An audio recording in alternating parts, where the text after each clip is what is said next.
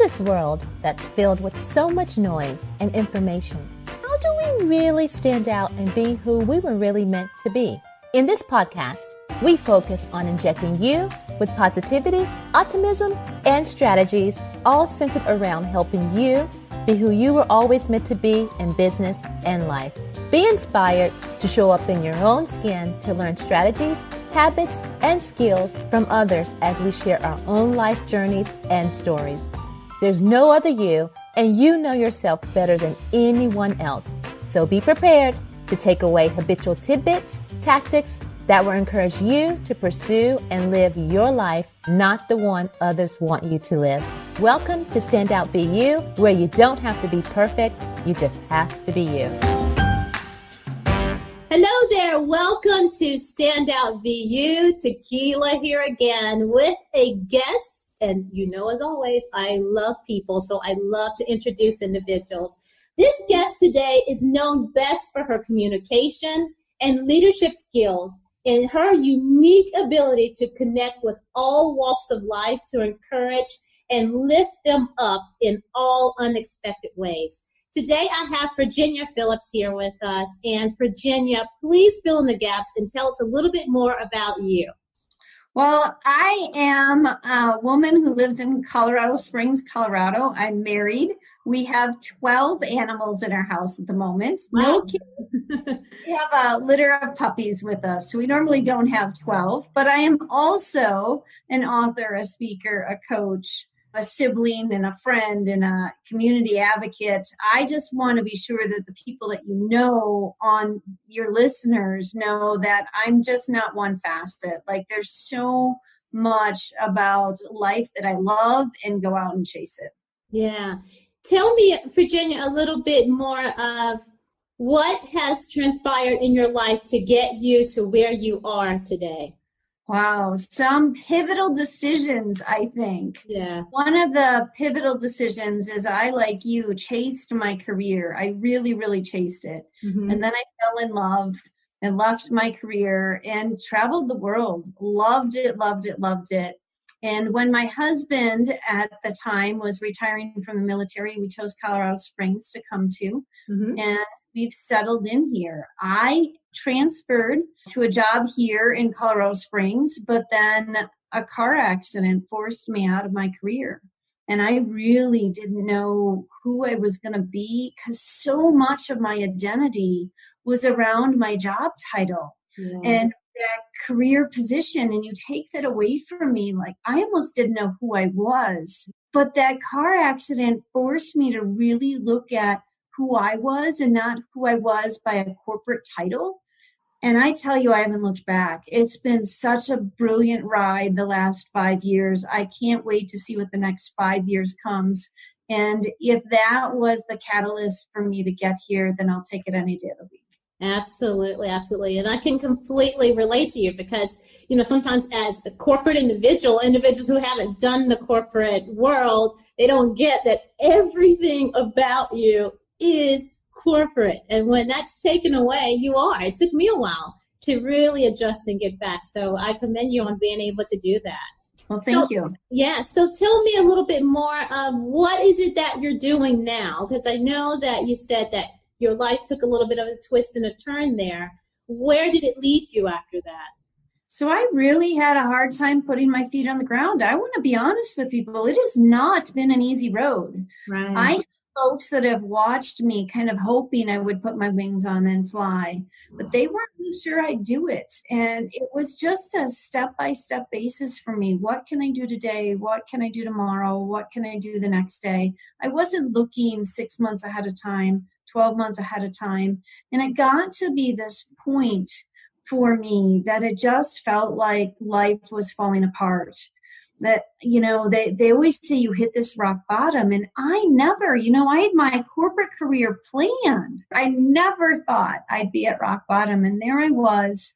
I had to leave my corporate career. They said I was too disabled to go back to work. I had also at that same time been diagnosed with cancer. So I'm sick on top of being disabled.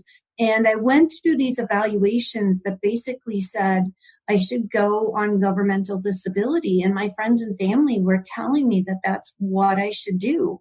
And yet I knew in my hearts of heart that I was this brilliant corporate America person, that I survived this car accident for some reason, that there was something more for me. Mm-hmm. So I just began to play with life a little bit, dip into here and dip into there. And one of my friends said to me a couple of years ago, she said, would you please write a book? At her like these big eyes. And I said, me? Like, nobody's going to read my book. And she kind of pushed me out of my comfort zone. And I found myself at a couple of conferences learning about books and learning about how to write books. And sooner or later, I started writing my book, and it opened all of these doors for me to coach and to speak. And as you were doing, I'm entering that world of podcasting. So my days are spent speaking on stage, writing books, and helping small businesses and entrepreneurs go from idea to profit. And I love every minute of it. Yeah. And one of the things that I liked when I was looking at what you've been doing is that you get people back into, and what I talk about a lot with individuals is their dream. Tell us a little bit more about that. I guess because I have faced death twice. I mean, really, I stared it in the face and survived twice. A lot of folks don't have that experience. And I know every single day I'm living on borrowed time. And I know that I come away from those experiences believing my life is not finished. And what I see other people, because they don't have those experiences, just going through the paces of life. Mm-hmm. And they get to this certain age and they go, I still haven't done what I wanted to do. Yeah. I want to push people to live what I call their inner genius sooner. Yeah. It doesn't mean that you have to find yourself at 20. Many folks have to have an array of experience before they understand who they are. Mm-hmm. But once you do, go chase your dreams. Don't wait for the right timing. Don't wait for the right avenue. Go get it, especially in America, because we live in this glorious nation of freedom. But even in other countries, you have the ability to chase your dreams. We're such an internet-based society these days that you can go get your dream online, just like you're doing. Exactly. What you just said is exactly what I did. I said, I know I got to make a transition, and how do I do it? And I'm like, hey, it's out here online. The internet has made the world a lot smaller. Look at us. We're talking to each other from so many miles away. And a crazy time zone difference too, but yet we're making it work. Exactly. So Virginia, tell me, what has been the biggest challenge, you would say, for you getting to this point of where you are? It's twofold for me. It's hard for me to pick one. The first thing that comes to mind is adjusting to life with my disabilities. Mm-hmm. I've always been one, if you give me a challenge, I'm going to go chase it. Right. Whether it's physical, mental, emotional, like I'm going to go chase it. And now there are times I just can't physically go chase it. And every day my disabilities will appear a little bit different. So like one of the disabilities I have is they almost amputated my predominant hand. They retained it, but there are days that I really struggle to use it. But then there are other days that it operates so much better. And every day is different for me to try to figure out how to manage my life. What worked for me an hour ago might not work for me now. And I always have to kind of overcome whatever that challenge is that faces me. And that's something new to me. You know, I'm almost 45 years old. I lived in this body for 40 years one way. And now the last couple of years, I'm living it very differently. So I have to adjust to that. The other thing that has been a challenge for me, as we've talked about, is getting my own identity. Mm-hmm. And I think so many people struggle with, who am I? How do I show up in the world? And I just started being me. I started showing up online. I started writing things. I just started telling people how I felt that day, showing up because I wasn't tied to a job anymore. I could show up to any event in the city of my choosing. I had this freedom.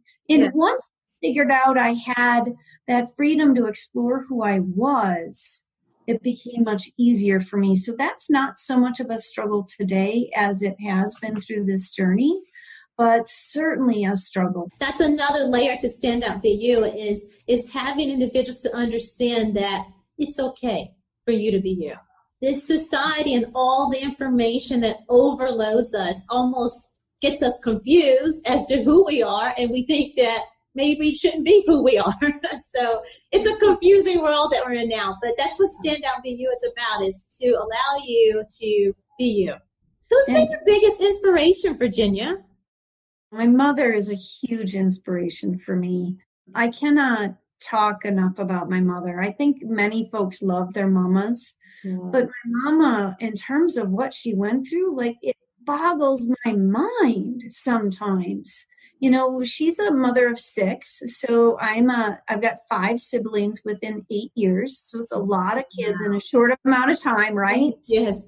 And when we were at grade school age, my dad got very depressed, and he was the main breadwinner, and now he's not bringing in money, and my mom can't rely on him. But like, what is she going to do? She's got 6 kids to feed, a husband who's sick.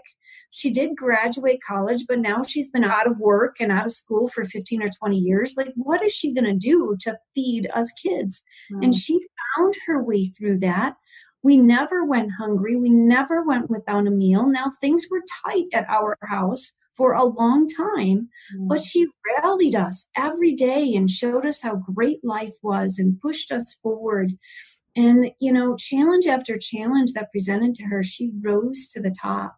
And she inspires me so much every day. Amazing woman. Yeah, absolutely. What do you love most about life? Putting my 2 feet on the ground and living it. Yeah. I mean, it's that simple for me. The fact that I get up in the morning and I'm able to put my feet on the ground and look at the, you know, your viewers don't know, but we live in this house that has this gorgeous view of the Colorado Springs Valley and the mountains behind it. I mean, we chose this house specifically for our view out the back window. We could care less about the size of the house, you know. And so I get up in the morning and I go look at this sunrise. And every morning it reminds me how good life is and how magical it is to have like the sunlight dancing off the windows and the mountains turn this beautiful pink and the skies start turning yellow. For me, it's just being able to be here and contribute to who I am and contribute to my family and my community, but just in awe of the magic behind us. You know, I'm looking at this bookshelf in front of me. It's not this gorgeous bookshelf. It's a cheap bookshelf, but there's a ton of books on it. Yeah. How amazing is it that all these people have taken so much effort to put who they are into a book, to share who they are in a book with the world? That is what I love so much about life, really, is the people to show up who they are and to really embrace the world. I'm going to deviate here, and I know you want to go on to another question. No, go ahead. I had this privilege of going to what they call the first ever Power Partners Summit in Denver on Friday. Mm-hmm. And I will tell you, it was probably the most diverse room I've ever been in. We had kids as young as 5th or 6th grade in there, to adults as old as 87 or 86 years old. But the everything, the sexual orientation, the politics, the business, the ethnicity, it was so diverse. And there were close to 250 people in this room. And I loved the energy that the diversity of these people in this brought. More so than anything else that day, that's what I will remember, is the individuals showing up as individuals, and collectively we form this beautiful community. Yeah, that's, I think, is one of the most magical parts about being able to be here on earth as an individual, is that we're all connected. And you know what? We all are different. And that's okay to be different. But what makes us the same and what connects us is our stories. Yes. What's been the biggest rejection that you've ever had, Virginia? For me, I think it goes back to grade school. I was one of those kids that was really, really bullied. And I was this sweet, so they call me the sweet, shy little girl. I would have been anybody's friend. And I think for me to get that level of rejection from the other folks in the class was probably the hardest for me, is that more so than anything else in my life was the bullying in school. And how did you handle it? How did you handle? Not well. Yeah. I did not handle the bullying well. It really didn't get better for me until I went to high school. And in high school, I was able to find a really, really phenomenal group of friends. I had probably 20 or 25 close-knit friends in high school that are still my friends today. I mean, very close. We talk several times a week. And there are many people that have those kind of relationships when they were teenagers. But for me, those years, bullying in school were really difficult for me. Looking back in terms of identifying who I am and the self-confidence I have now, I wish I had more of that back then. Yeah, because that's another cause that it sits in one of the parts of my heart is to figure out this bullying because it happens, and I think now with social media, it's just increased to a whole nother level than my, age period. I think you and I both. So that's another part. So that's why I asked that question. How did you go about handling it? I didn't. Probably like a lot of kids that were bullied in school, I didn't handle it well. And I was really bullied because I was sick. I was sick a lot. I missed a lot of school. And so I would come to school feeling half well, and then they would just really ream on me. And it just wasn't a good scenario. But, you have a mom that's trying to keep her family together and she's doing the best she can.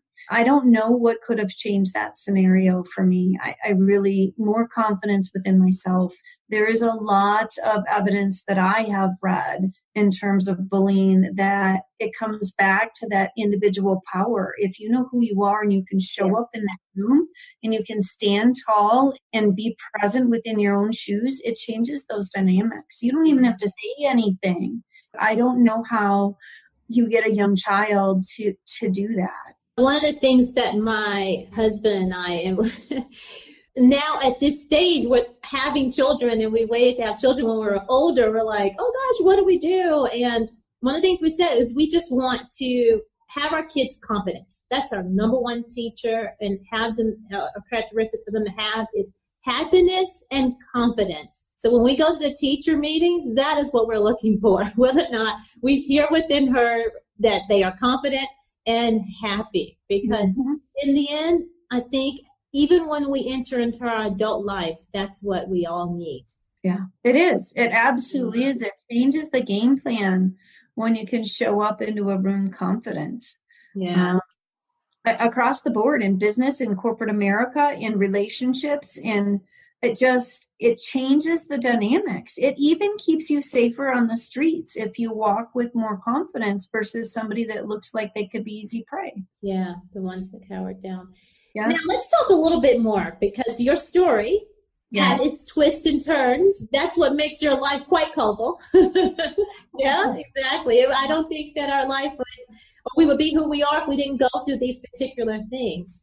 Yeah. But where has it led you today with helping the community and helping others? What are you doing now? I spend my day really getting on stage to inspire others. I also get on stage to teach some basics with entrepreneurship. So one of my talks is with business plans and communication and sales. And really, I have this own theory of mine that is all about motivation and how to move your motivation first to set that mindset for you. Those are my stage times. I love it. I coach these entrepreneurs from their ideas and getting their ideas launched so that they can get profitable. But where I love spending most of my time is giving back to my community. And there are two organizations I spend quite a bit of time. So these puppies I talked about at the beginning, we are actually raising them to become service dogs. So we will get them the first 8 weeks. They will go off to puppy raisers, and then they go off to young kids with autism, food allergies, young kids like 3-4 years old. It changes the dynamics of the family.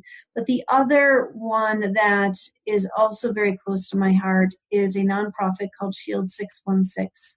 They started here in Colorado Springs a couple of years ago, and they are providing protective gear to our first responders. And I say that as first responders versus police officers because a number of them that are responding to scenes are getting shot at. And when I heard that the departments don't have enough money to pay for the right level of protective gear for them, it broke my heart. So we are sending them into these mass shootings with literally gear that came from the Vietnam War at best. They are not protected. And then we turn around as a culture and give them flack because they might make a wrong decision. Well, I tell you, if I go into a building and get shot at, I might not be good at my job the next day or the next month. And this particular nonprofit is changing the dynamics of the community by protecting our police officers so they feel safer on the job. And when they do, they're less trigger happy. They are come home more often. And what they also do is bring the community to support them through those times. So like this afternoon, I sent a message to one of the officers that I sponsored. I'm like, hey, I'm kicking back watching a movie. I know on Sunday you watch a movie. I hope you're having a phenomenal day. It changes the dynamics of a community, and I'm so privileged to be a part of this, and I cannot wait for them to get to every first responder, ideally in the world, but it will take them a while to get there. Yeah. Virginia, I just heard you touching on all different levels of individuals that are in our society, from children to individuals that help us. Mm-hmm. And to individuals who can help, you can help them free up more time to spend more time with those who matter most, which is their family and their friends. Yeah. I commend you for everything that you're doing. And the other thing is, who cannot love someone who's also doing something for animals and connecting them with children? Yes. I definitely have enjoyed our time in speaking with you. Now, if the listeners who are listening right now, can they find what you're giving and what you're doing? I know I have one website. I can link that in the URL for your business side of it with entrepreneurs, but can they find the other services that you do? Yeah, everything that I do can be found through my business called the Academy of Entrepreneurial Excellence. My website is short because nobody knows how to spell Academy of Entrepreneurial Excellence. It's a mouthful. So my website is short, aoeenow.com. And I keep up to date with what are my current classes that I've got going on, where am I speaking, my nonprofit, my Shield 616 will be added to that. Folks can reach out to me via email easily through that. It's the best place to connect with me. That's awesome. So I like to save the end of the call for something I call personality questions. So it's just a way for us to dig a little bit more deeper and hear a little bit more about who you are and your story. So the first one I want to ask you is, what would you today tell your 10-year-old self? Be more confident in who you are. Yeah. And what's the farthest city that you've ever visited or been to from your birth city? That's a really tough question. I don't know my geography well enough. Yeah. It might be Istanbul. Oh, nice. We went there too. Very nice. My next question is it's fun. It's different. If you could be any animal in the world, what animal would you be and why? Holy cow. Well, wow. I really think it probably would be a dog. Yeah? Yeah, I really do. I think they have just an incredible capability of giving love to people that is difficult to find in another animal. Yeah, they said dog's a man's best friend, right? In my case, woman's too. And I always add this in there because of my mom and giving me the name Tequila. Exciting name. So I asked all the individuals, what's the story behind your name? All I know is my parents named all of us kids out of the Bible after saints. So why this saint, I don't know. Yeah. Well, Virginia, it's been absolutely a pleasure. Do you have anything else for the listeners? I always challenge the listeners to go out and make today your best day. It can be messy, it can be complicated, but show up. It is your life. And the more days you let go, you can't get them back. So show up today and do your best. Awesome. There you have it. So everyone, we thank you again, Virginia, for coming on Stand Out Be You. And as always, everyone, remember, you don't have to be perfect. You just have to be you. Thanks, Virginia. Thank you. Thank you to the listeners.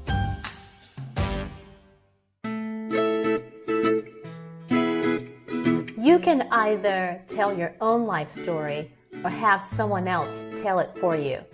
It doesn't matter what time of year you start to map out your life goals and dreams. What matters is that you started. This is your year to win. Stop denying what's yours by stepping into what it is that you want and deserve in life. It all starts with a plan, and when you have a plan, you can map it and live it. I have a special gift for you to help you collect your wins and begin to do what matters to you most. Go to tequiladodard.com/gift to grab it.